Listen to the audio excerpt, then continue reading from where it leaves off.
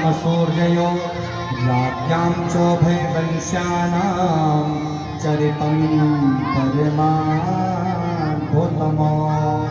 आपने बड़े ही अद्भुत अद्भुत चरित्रों का बखान किया हे नाथ, लेकिन अब हम भगवान श्री कृष्ण की जन्म के विषय में जानना चाहते हैं। किस प्रयोजन से उनका जन्म हुआ बतलाने लगे। महाराज आहुक हुए मथुरा जी के, जो राजा थे महाराज आहुक के दो पुत्र उग्रसेन और देवी नाम की कन्या हुई। उनकी 7 कन्याएं और 4 पुत्र हुए महाराज देवक को, और उग्रसेन को 10 पुत्र और 5 कन्याएं हुई। महाराज उग्रसेन को 9 पुत्र और 5 कन्याएं हुई, और इनको 7 पुत्रियां और 4 पुत्र हुए महाराज देवक को। सिंहासन पर आहुक के बाद महाराज उग्रसेन बैठे। इनकी पत्नी है पौनरेखा। महाराज उग्रसेन की पत्नी, उनका नाम है पौनरेखा।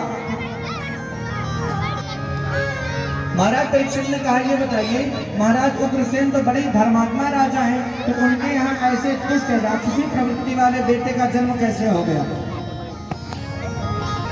उस काल देवी ने जैसे ही पौनरेखा को देखा तो उनके स्वरूप पर चाहते हुए भी गर्भ स्थापित कर दिया। रेखा ने उसको श्राप देना चाहा, यानी ये तो दुष्ट राक्षस है।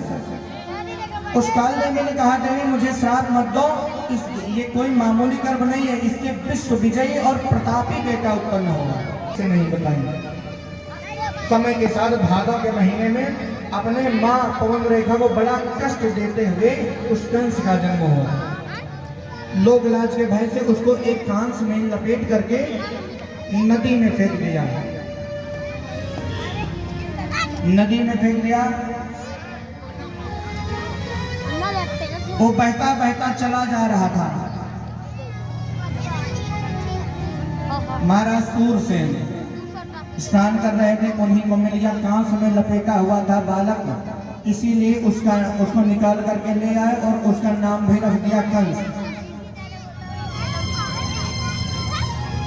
नामकरण कर दिया। थोड़ा सा और बड़ा हो गया कंस। एक दिन तो देवर्षि नारद जी सूरसेन महाराज के दरबार में उपस्थित हुए और सारा वृत्तांत बता दिया। कहा, अरे पुत्र कंस, तू इन महाराज का बेटा नहीं, तू तो महाराज उग्रसेन का बेटा है। मधुपुरी अर्थात मथुरापुरी के राजा है। वापस आ गया। पिताजी बड़े गदगद हुए, धन्य हो गए। कंस जैसे जैसे बढ़ता जा रहा है, उसके अंदर दुर्गुण प्रवेश करते जा रहे हैं। अब तो इतना आतताई हो गया कि अपने पिता उग्रसेन को बंधक बना करके जेल में डाल दिया। स्वयं ही राजा बन बैठा। जब स्वयं राजा बन बैठा